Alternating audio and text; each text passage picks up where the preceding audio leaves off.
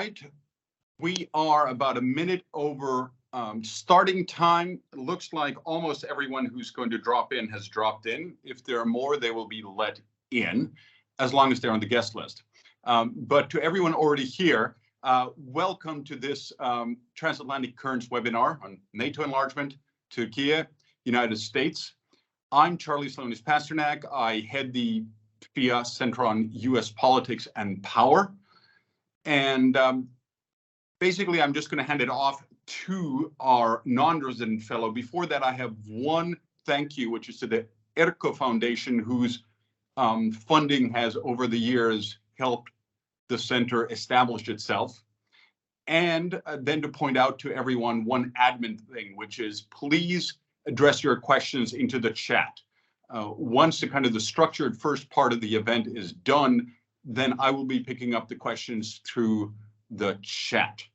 And with those words, I will hand it off to Leo Michel, who's a non-resident fellow, both at FIA, but also the Atlantic Council.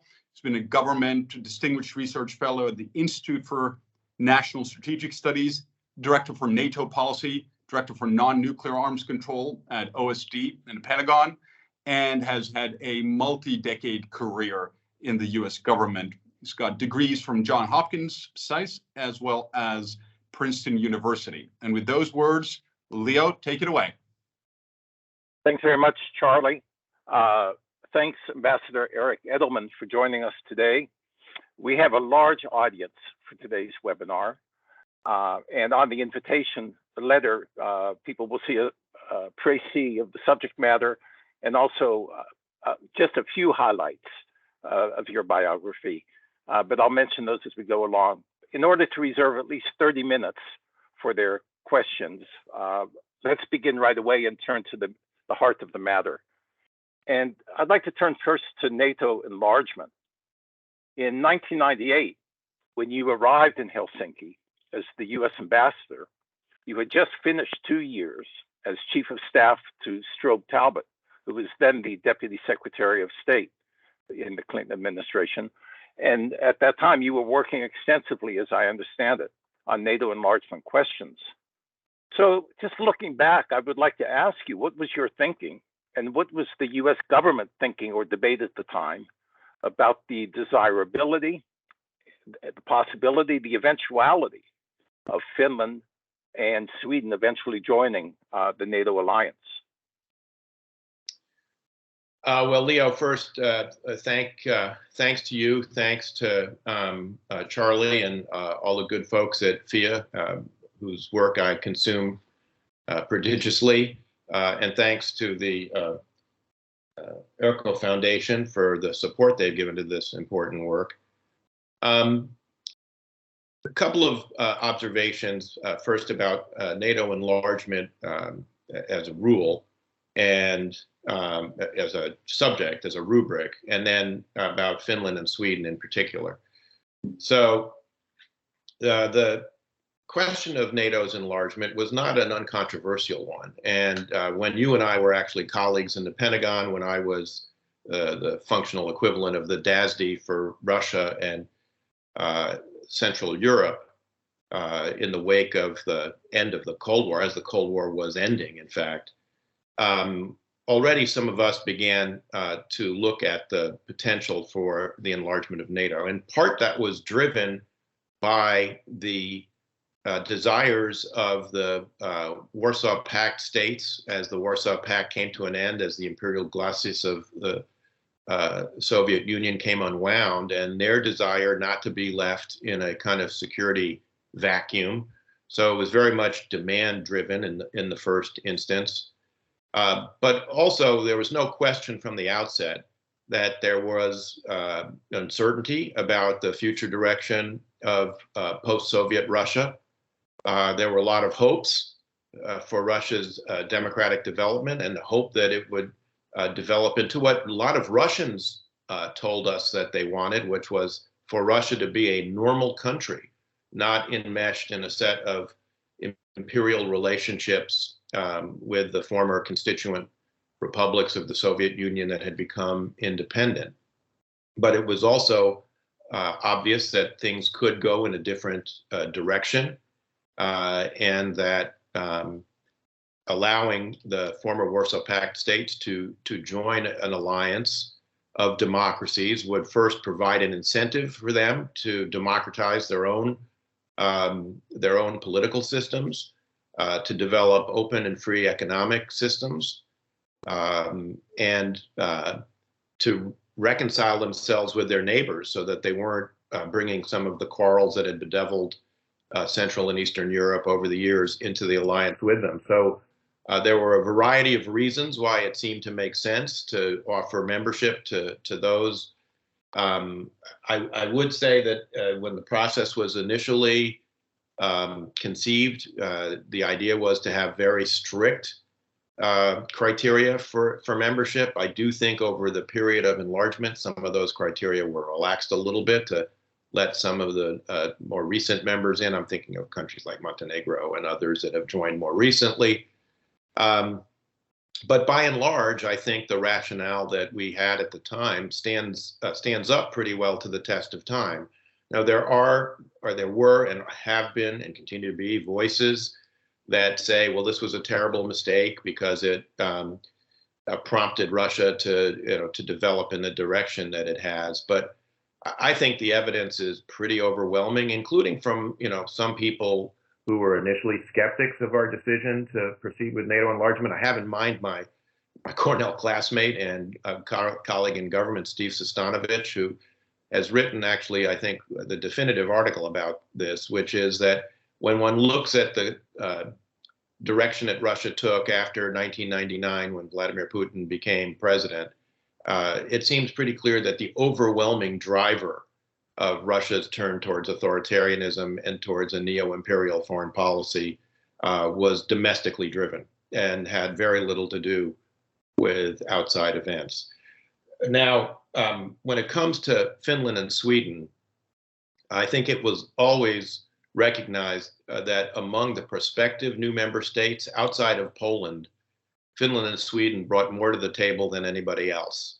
But there also was a fair amount of respect for a long tradition of neutrality, albeit in the case of Finland, a neutrality that was conceived under fairly coercive circumstances. But there was a recognition that this was, not going to be necessarily an early possibility. Some of the folks on the call who worked with me when I was in Finland on the end of the Kosovo War will remember a very poignant toast offered by my military colleague, Doc Fogelsang, who, when we were hosted by then President Martti Ahtisaari for a celebratory lunch after the end of the war in Kosovo, Doc Fogelsang toasted to Finland, the greatest ally we never had. But I think there still was a willingness to support the Finnish policy of moving as closely as possible to NATO and having the closest possible cooperation with NATO as was possible under the circumstances. And so, for instance, when I was Undersecretary of Defense in the Bush 43 administration, we ended up selling the JASSM air-to-surface missile, I can't remember what the acronym is actually now, but the advanced missile for Finland's then fleet of F-18s, which we had not transferred even to any other ally at that point, except I think maybe the Brits. So I think there has been a recognition for a long time that there were special circumstances that pertained for Finland and Sweden. I personally was a little surprised, actually, that we ended up taking the Baltic states in before Finland and Sweden. I remember when I was ambassador, a Finnish chief of defense telling me it's inconceivable to me, he said, that Estonia would become a member of NATO and Finland not.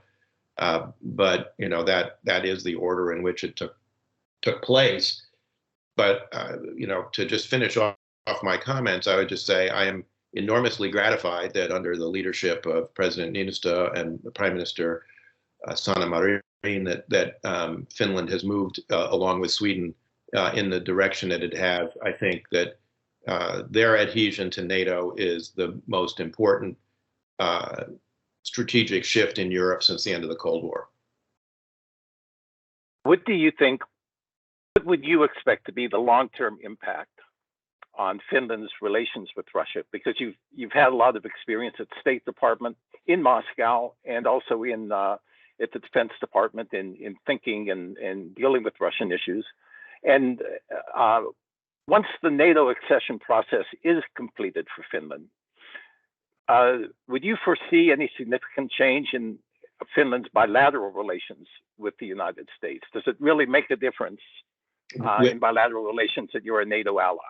With the U.S. or with Russia? I'm sorry. No, with the first part is relations with Russia. The second is relations with the U.S. Yes. So on the question of Russia, first of all, I think it's really striking how muted the Russian reaction has been to Finland's NATO candidacy.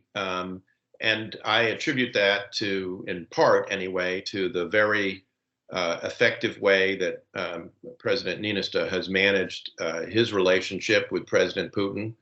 I think he's been very direct with Putin all along about the potential for Finland to be a NATO member.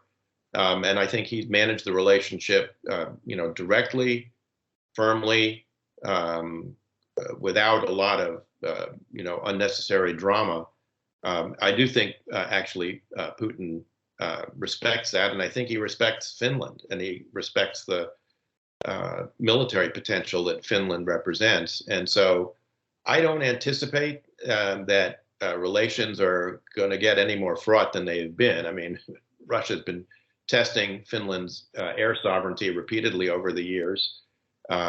That's nothing new. I think that kind of harassing behavior is likely to continue, but I don't think there'll be any big shift, honestly. With regard to bilateral relations with the United States, they're already extremely strong, even before Finland's NATO candidacy. We had the trilateral Finnish, Swedish, U.S. memorandum of understanding that was underpinned by two bilateral memos of understanding that were signed in the late Obama administration. I mean, I think the relations are extremely strong. And what's really striking to me has been the incredibly strong bipartisan, bicameral support for Finnish and Swedish accession to NATO that was evidenced in the vote in the United States Senate, which was, I believe, 27-2, that ratified Finland and Sweden's accession document. 98-2. I thought there was someone who didn't vote, but anyway. Yeah, 98-2. So it's a pretty, I think, strong statement of the regard in which Finland and Sweden are held, and the appreciation, at least in the Congress, for the big change that this is going to make in European security. As I said, I don't think it's been adequately appreciated in the public domain in the U.S., but I think certainly in the United States Senate, it was clearly appreciated. Thanks. Let me ask you about Turkey. When you assumed your post as ambassador there in 2003, relations were already pretty tense. In March of that year, Turkey did not allow the U.S. Army's 4th Infantry Division to use its territory to attack Iraq. And in the 20 years since then, and across the administrations of George W. Bush, President Obama, President Trump, and now President Biden, we've seen a parade of disagreements. I'll just highlight, of course, disagreements over Syria and Turkey's arms purchases from Russia, but also many other regional issues. And today, of course, Washington and Ankara are at odds, being diplomatic here, over Finnish and Swedish accession to NATO. So I'd like to ask, and you can take this anywhere you'd like, how do you assess Turkey's intentions and its objectives And how do these comport or conflict with U.S. national security interests? It's one way of marking the trajectory of U.S.-Turkish relations, Leo, from the time I got there in 2003 as ambassador almost 20 years ago to today, is the degree to which there is broadly speaking, a lack of support in the U.S. Congress for Turkey. When I was there, there was a very robust Turkey caucus in the House of Representatives. There were several members of the United States Senate who were, very invested in the U.S.-Turkey relationship. I could count on them, for instance, if we needed to try and block a Armenian genocide resolution in the U.S. Congress, which was always highly freighted and always, a neuralgic issue for the Turks. I could count on members of Congress to come through if I called them and said, look, we need Turkey because of the role it's playing through our presence at Incirlik Air Base to resupply our forces in Afghanistan and Iraq, and we really need not to rock the boat. I could count on them to stop that. Today on the Hill, and you've just seen recent examples of it with regard to the pending potential F-16 sale to Turkey, you can see the degree to which now there are only shades of anger at Turkey and desire to punish Turkey. You've seen it in statements by Senator Bob Menendez, the chairman of the Senate Foreign Relations Committee, who has vowed to block Turkish arms sales, the F-16 sale, but the arms sales to Turkey, no matter what. There was two recent interviews by Chris Van Hollen, Democratic senator from Maryland, and the list of issues that situation in Syria and the role of the Syrian Democratic forces is one major issue, but and the arms sales, the S-400 sale from Russia is, of course, another big one. But there's also the frequent Turkish threats against Greece in the last year, the somewhat adventurous maritime policy that Turkey has engaged in the Eastern Mediterranean with regard to hydrocarbon resources there. There is the Turkish adventurism, frankly, in Libya, and its support for Azerbaijan in the Azeri-Armenian dispute, which has got one of the things that's got Senator Menendez particularly stirred up. But more than anything, it's been the blockage of Swedish-Finnish accession to NATO, which has really enraged members of the Senate. There was a recent letter organized by Senator Tom Tillis of North Carolina and Jeanne Shaheen of New Hampshire, signed by 39 senators, that essentially linked the sale of F-16s to Turkey to Swedish-Finnish accession. And I think there's going to continue to be the case. I think everybody understands that that a lot of this is driven. I mean, Erdogan's objections to Finland and Sweden, which were never advanced, I know from discussions with senior Finnish and Swedish officials, never advanced before the fact, is clearly linked to his domestic political situation, in particular the deficit he faces vis-a-vis potential opponents in the May 14th presidential election and also simultaneous parliamentary elections. And he's seeking to squeeze some potential advantage and whip up nationalist sentiment on behalf of the alliance that he has struck with the MHP, the Nationalist Party in Turkey. Hard to know how the earthquake is going to play in all this. In 1999, thanks to some very far-sighted leadership by Finland, which had its first EU presidency then, the earthquakes in Greece and Turkey became an occasion for some patching up of relations between Greece and Turkey, and ultimately led, under Finnish leadership, to the return of Turkey's candidacy as a member of the EU agenda, which is an incredible irony considering that it's Turkey now blocking Finland's accession. So the earthquake could have, similar political effect this time, in particular since President Erdogan and his government is coming under so much criticism for its management of the earthquake relief effort. That may have some unanticipated consequences. It's hard to tell. My own view of this is that Finland and Sweden should continue to be march together in lockstep towards membership and allow other NATO members to put pressure on them. My sense, so you have a better sense because I know you're more plugged into NATO than I am, but my sense is that there's growing outrage among NATO member states at Turkey's obstruction here. Although they're being aided in that, as you and I were discussing in the green room with Charlie, by Hungary, that is also allowing Turkey to draft behind it, because as long as Hungary doesn't ratify, it makes it harder for the US and other NATO governments to turn up the pressure on Turkey as the sole remaining obstacle. So Hungary has a piece of this action as well.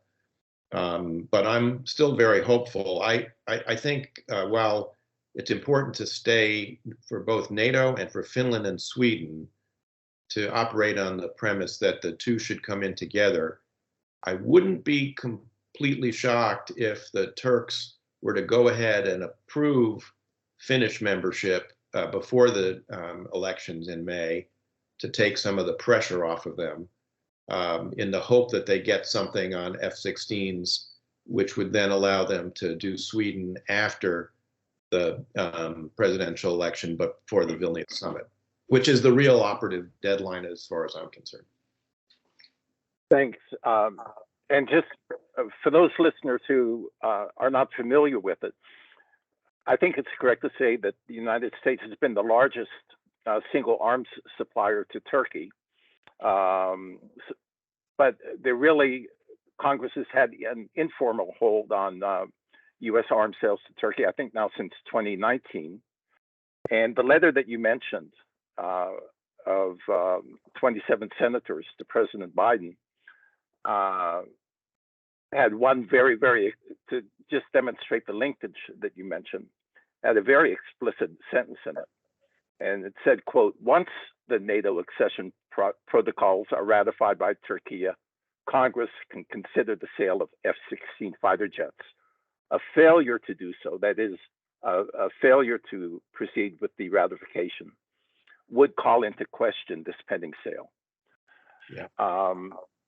I mean, so Leo, I think it's important to mention that one of the reasons why there's a hold on sales is that the Turkish purchase of the S-400 system from Russia, which is not compatible with NATO, led first to the Department of Defense kicking the Turks out of the F-35 program. This is relevant since Finland is purchasing F-35. Kicked them out of the program.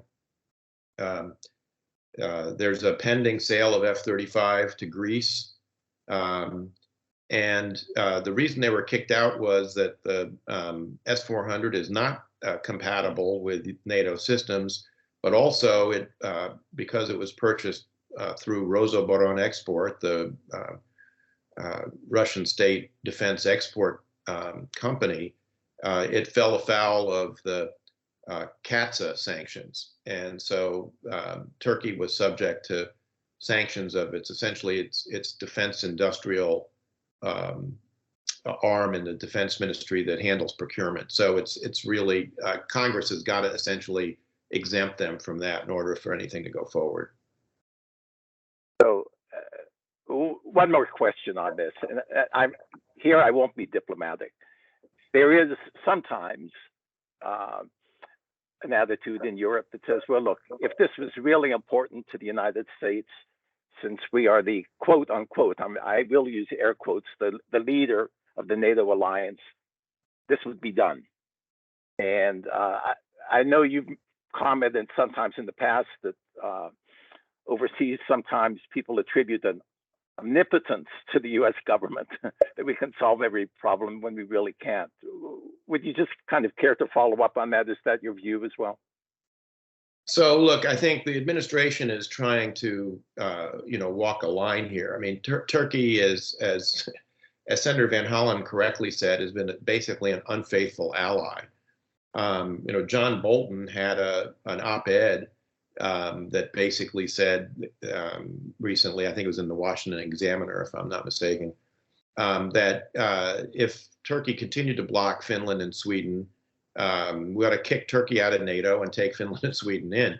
And I can tell you, because I've talked to a number of members of the United States Senate, that's a very broadly shared view in the United States Senate. Now, there is, as you know, Leo, and as most of our audience knows, there's no mechanism for actually kicking a member state out of NATO. But I will tell you, if my own judgment is that if Turkey continues to block Finland and Sweden after the election, that you will see more of that kind of sentiment being voiced, and it will impose some real costs on Turkey, and it won't just be the United States. I think the Biden administration at the outset was very reluctant to have this become a U.S.-Turkey issue for a variety of reasons, one of which was the ongoing provision of the TB2 Bayraktar unmanned aerial vehicle by Turkey to Ukraine, which was very, very effective in the early days of the war.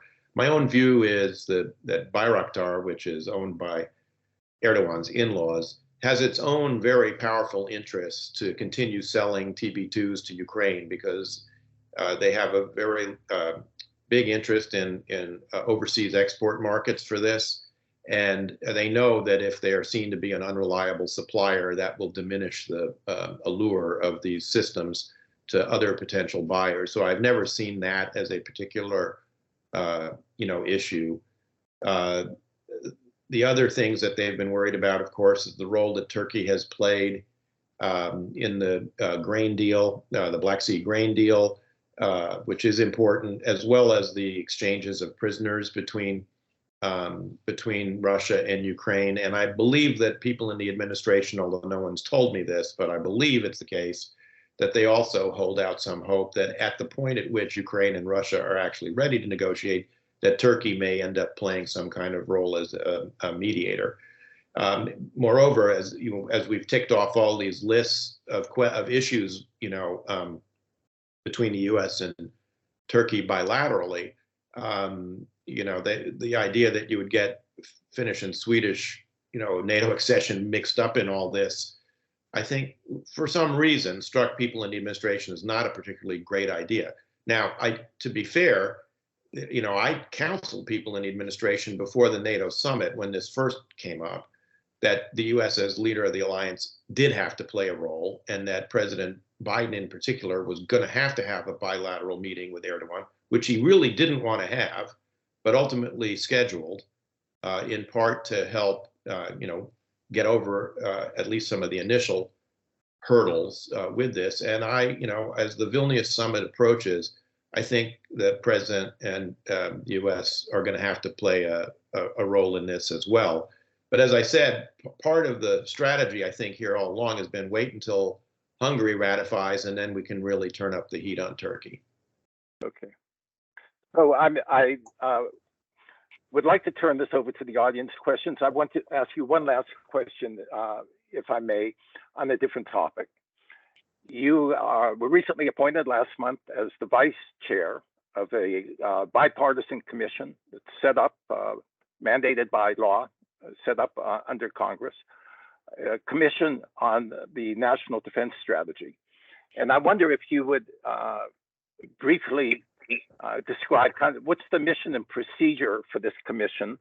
What was your past experience? You served as the chair of the last commission, which was established in 2018. And in the context, we know from overseas, of course, and I live here, like you here in Washington, we see the polarization of politics in so many areas. Is the commission an indication that broadly speaking, there still is underneath all of the rocky political relations between the two parties, the two halves of America, if you will. There's still a pretty solid consensus on major national security, strategic, and capabilities issues. Yeah, so I'm a recidivist. I have served on the last 3 and now 4 of these bipartisan commissions. They have their origins really in partisanship, to be honest. I mean, the first one was appointed in the late 90s by the Republican Congress.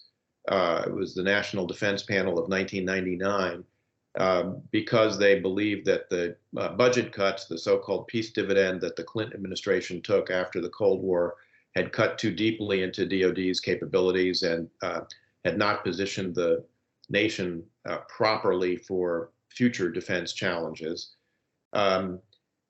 There was no such animal in the Bush 43 years, but in 2010, at the time that the then Quadrennial Defense Review, first one of the Obama administration, was being appointed, Congress appointed a panel, and it's done that ever since to review what has evolved into the National Defense Strategy, which was actually a recommendation that we made in the 2014 panel. We recommended on a bipartisan basis that the Department of Defense stop doing quadrennial defense reviews and rather produce a national defense strategy. There were a lot of bureaucratic reasons we did that, but which don't need to detain us here. But I did co-chair the last effort at this back in 2018.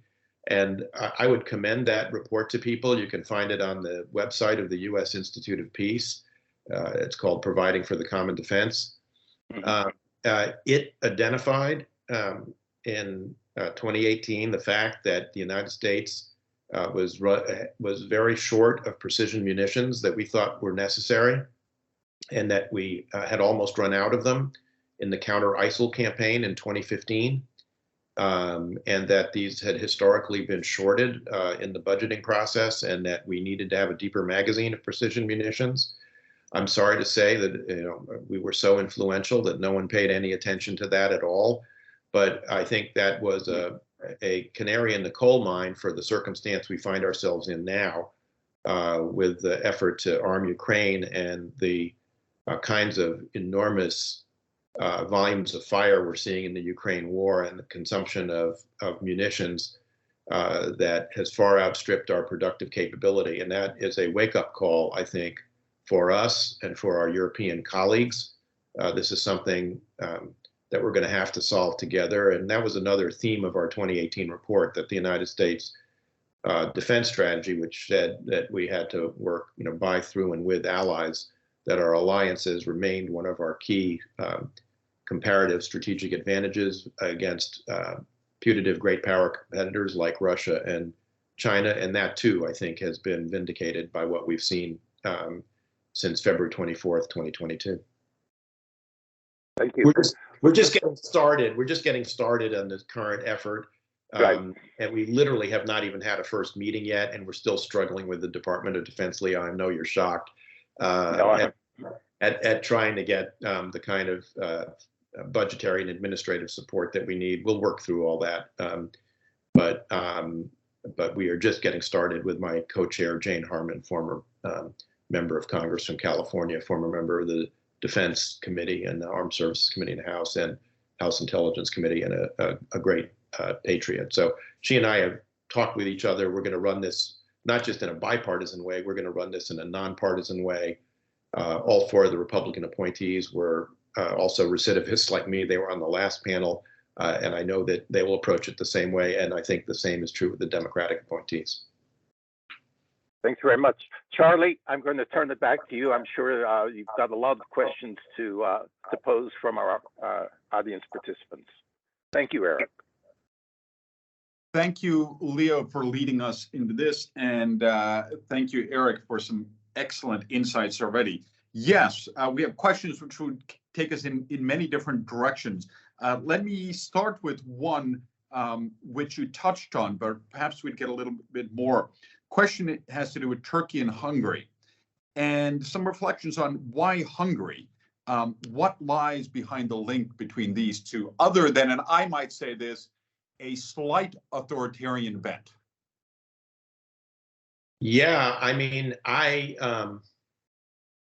know that my friend and former Finnish colleague Pertti Torstila is on this call, and he is a former ambassador to Hungary. Perhaps he can, share with us his view of this, because I'm not quite sure, what President Orban has in mind. I'm because of my acquaintance with President Erdogan from my time as ambassador and ongoing dealings with him.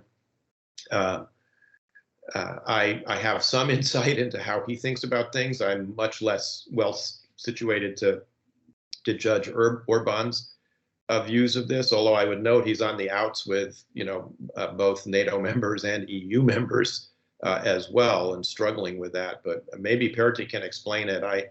Other than the fact that both are part of what I have come to call the authoritarian international, it's hard to really pin down a reason. And I guess we should add, from what I understand, there are a number of Hungarian lawmakers who are quite as confounded about this and would personally like to see Finland be a NATO member already. Thank you, and let's see. Hopefully, Pertti can give us some insight. Other than carrying water for Putin, I can't imagine what it is. Then, question about NATO enlargement, which you started with. Could you give some reflections on Ukraine's potential membership and what it would require more broadly? In other words, how does this war have to end in addition to what Ukraine and we might have to do? Before I do that, I see Pertti's on the screen, so I would love to hear from him whether he agrees with me that this is Orban carrying water for Putin, or because I can't think of anything else. Yeah, good to see you, Eric, and everybody. Good to see you, everybody. Now, I don't want to take, this is a long story. It's a longer story that you cannot answer with one or two sentences. But I was the one who put the question, and I have been wondering the link between the two. Why, let's say, another country, another NATO country alongside Turkey. Why Hungary? Because these two countries, for many Finns, are very special countries. I mean, we have this, long-standing sentimental feeling between Hungary and Turkey, and linguistically, or cousins, friends, relatives. You hear these kind of words, and that is why it has been so surprising. Well, I have an answer to my own question, but I would have wanted to hear your answer, Eric, because you are a Turkey expert. I simply cannot. I simply see a link between the two countries. Authoritarian, yes, Charlie, and in addition to this,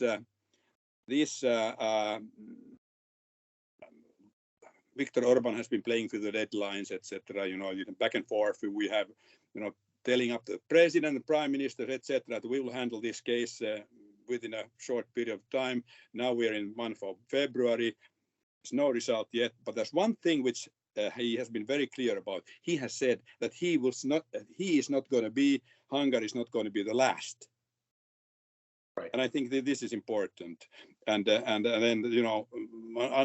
another question is that what is historical or political or economical link between Hungary and Turkey when playing this game, this farce, which is of course extremely irritating from Swedish and Finnish point of view. Yeah. I think the problem, of course, with being the next to last is that as long as he holds out, it keeps both the U.S. and the rest of NATO from really putting the screws to Turkey to try to get past this roadblock. But on the question of Ukraine, Charlie, I would say, we have to distinguish here between kind of the moral and the pragmatic issue. I mean, I think Ukraine has proven by its courageous resistance to Russia that if anybody deserved to be a member of NATO, it's Ukraine. And they've shown themselves to be extremely resourceful, to be able to rapidly adapt and to use NATO compatible systems that have been gifted to them by a variety of NATO members. But realistically, I think they're not going to become a NATO member while the war is going on. So I think it'll depend a little bit on how the war ends, and depends a little bit on what the impact of the war ultimately is on Russia's internal political arrangement. I can imagine a circumstance in which Ukraine ends up taking up what I would describe as Finland's position was between 1993 or 1997 when NATO expanded and 2022 when it applied for membership, which is to say cooperation with NATO in the closest possible way without actually pursuing membership. Because that kind of relationship would ultimately be pretty much the best security guarantee that we could collectively as a alliance give Ukraine in a post-conflict environment, depending on, there's so many variables here. It depends on whether we've got like a Korean War style armistice, or do we have an actual peace agreement. My suspicion is we're going to have something more that looks like an armistice and have to continue worrying about, Russia, refreshing, replenishing, and then going after it again at some time in the future. So I know it's not a very satisfactory answer, but given the uncertainties we face, I think it's the best thing to do. I was going to say, and I think it's it's a realistic one. While as you started by saying, there's a kind of a emotional, moral response, which would be much more satisfying, I think, to most of us. Then something more specific but related to this, and I also want to say, Pertti, thank you very much for jumping in voluntarily and giving your experience and expertise.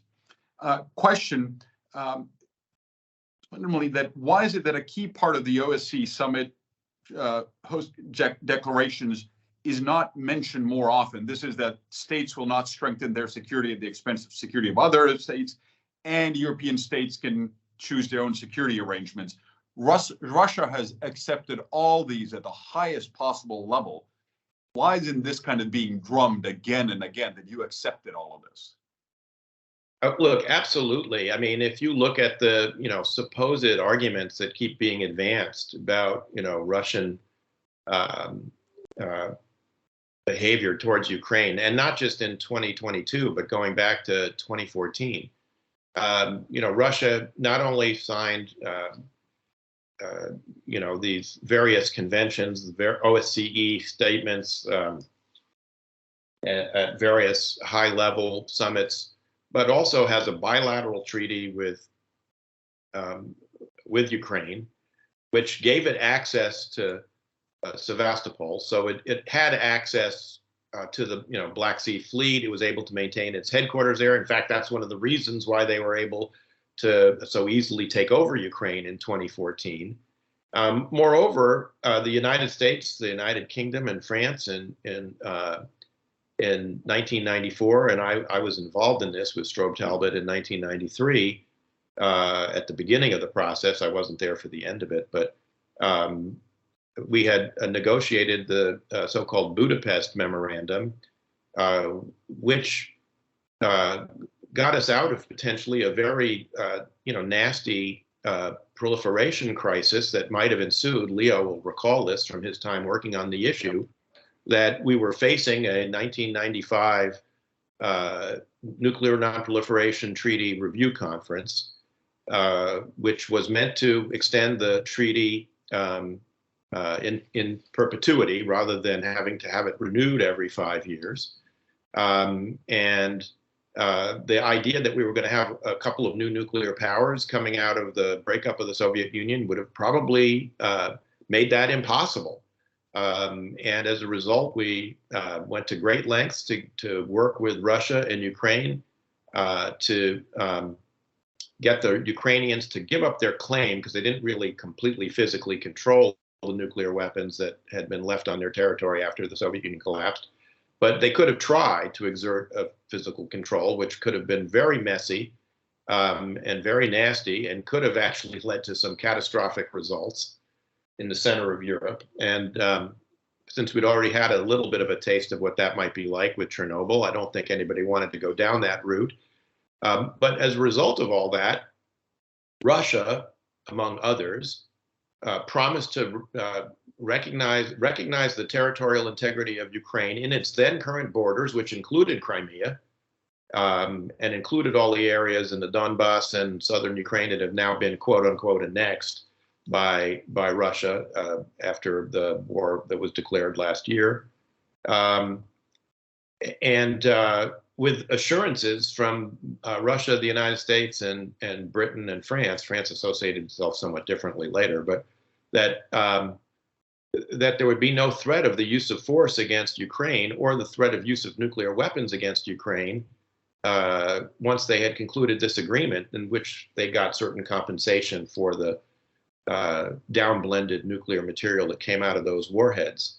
To me, this is the fact that the West has not stood by those assurances is a catastrophic result for nonproliferation efforts in the long run, and another reason why we ought to be on our front foot when it comes to public information efforts with Russia on this war. And so I agree with the questioner. We ought to be banging this drum constantly and loudly. And we don't do it enough. All right. Thank you. I'm mindful of the clock, so I'm going to combine a few questions. I'll ask them separately, but let's see. One is, what would be the most effective way to use the potential F-16 deal with Turkey to facilitate Finnish-Swedish NATO accession? So is there some ballet you can see of winks and nudges in different direction? And then a second, well, we'll leave it at that because the next two are related to each other. Let's go the F-16s. Well, as I said, I think that the formal position of both of NATO, of the United States, and of Finland and Sweden should continue to be that Finland and Sweden should be moving together and should be accepted together as members of NATO. When it comes to how the United States plays in this, I think we need to be perhaps a little more flexible, not in the sense that we should give in to Turkish threats, because we shouldn't. But as a practical matter, it may be, as I said, that the Turks approve Finland before the vote on May 14th. I think that's a possibility. And that they only get to Sweden after the election in the hope that they get some positive movement from the Congress on F-16s. And I don't know whether that's a formal notification, which the administration has not yet made of the sale because of the opposition, or some other step, including perhaps some vote by the Congress, maybe on the package of upgrades that's already been notified but hasn't been acted on yet. There are a variety of different possibilities that might play out here. I think people have to be a bit flexible about the tactics, but the strategic objective should remain the same. So this could be, next question was going to be confirms then that Finland and Sweden together until the bitter end, or how important is this to the U.S.? But you've essentially said in principle yes, but in practice. I think the U.S. position should remain that by the time of the Vilnius summit, we expect both Finland and Sweden to be members of NATO.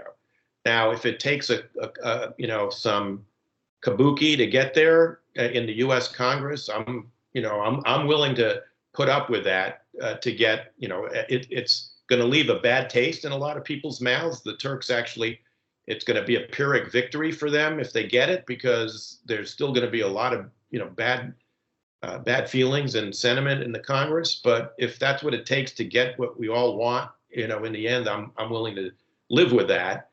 It's not an ideal outcome, obviously, but we're dealing in the real world where ideal outcomes are rarely what we get to work with in government.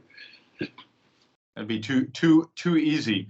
What would you say if we then put the spotlight on NATO a little bit? There's a question about to what extent the delayed ratification, and again, delayed to expectations last spring,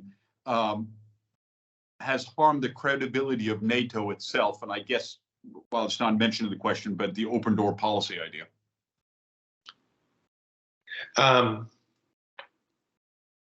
Look, I think what it's highlighted is a tension that's always existed in enlargement from the beginning, right? Which is that we have an open door policy, but we also have an alliance that operates by consensus.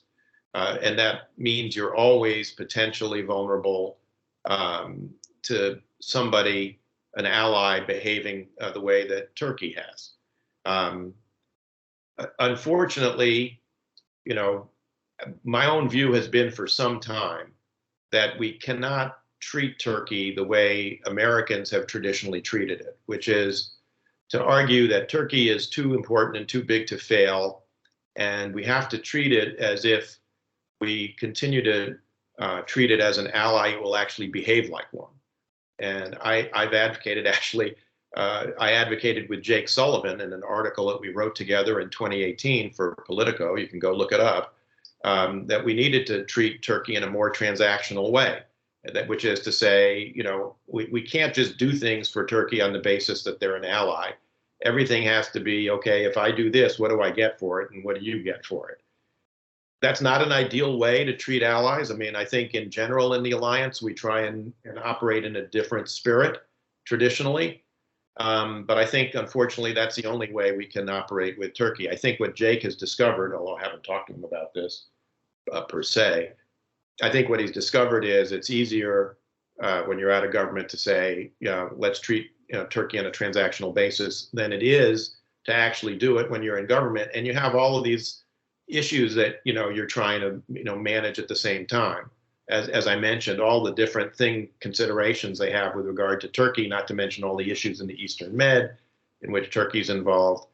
Kind of juggling all this is harder in reality than it may look in theory, and so. I just, it's unfortunate that, we're subject to blackmail and that Turkey's been engaging in hostage diplomacy for some time. I mean, they've taken American citizens hostage and now they've taken, Finland and Sweden hostage. We have to play a long game here because Turkey is important. There's some hope, although I'm less hopeful than I was that after May 14th, we may not have to deal with Erdogan anymore, although I promise you a new Turkish government won't be any picnic either. They're going to be a difficult ally for the foreseeable future. We just have to try and work through it as best we can. But yes, I mean, I think this has, created some, question about the open door policy, and that is unfortunate. Right. Thank you. I'm aware that we have about 5 or so minutes to go. I don't see any new questions, but I'd like to ask, since you have such deep experience, not only of Finland enlargement things, some reflections, and I'll actually use the word advice on things Finland need to consider, maybe just avoiding some minefields as we begin our cultural shift from kind of a we alone, and maybe someone will come and help, but unlikely, thinking, to being a part of a collective defense family. And you can go strategic, very detailed, whatever comes to mind. Well, so I think you're right, Charlie. You've identified something that will be a cultural shift. Finns, understandably, have felt themselves to have been left alone since they were in 1940, 41, and 44, despite some kind of evanescent promises of assistance. None ever came, and Finland was left to fight the Soviet colossus on its own, and acquitted itself remarkably honorably in all of that, and courageously. So it's understandable that Finns would have that as part of their strategic culture. It's perfectly natural. I do think it'll be an adjustment to be a part of hopefully what then will be a 32 nation alliance. which has an integrated military structure and command. It is the most successful, I think, military alliance in history. So I think Finns can be proud to be part of that. My colleagues at the Center for Strategic and Budgetary Assessments have actually got a grant to work with Finnish and Swedish colleagues on trying to think through what kind of investments. I mean, Finland's already made the down payment, in a sense, on its future investment with the F-35 buy. So it will be flying 64 of NATO's most advanced aircraft. That's no small thing. But, you know, clearly the alliance is going to have to think through how it, you know, conceives of the challenge from Russia. I don't think we should conclude that just because Russia has performed so poorly so far heretofore in Ukraine, that that's going to continue to be the case forever. We have a serious, you know, defense planning challenge ahead of us.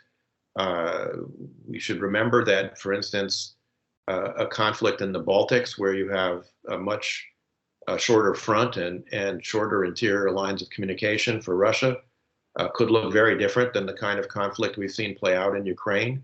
So we have a lot of work ahead of us, I would say, as allies. And I am quite confident from my experience in Finland when Finland took up its first EU presidency, and knowing how assiduously Finns prepare for everything and how well they do their homework, that Finland will in short order be a leading voice inside the alliance. And given the special knowledge they have of their historic neighbor, I think that'll be a very good and healthy and positive thing for the alliance. Well, thank you. I think I cannot think of too many better words to end this session with. I want to say thank you very much, and the webinar is now closed.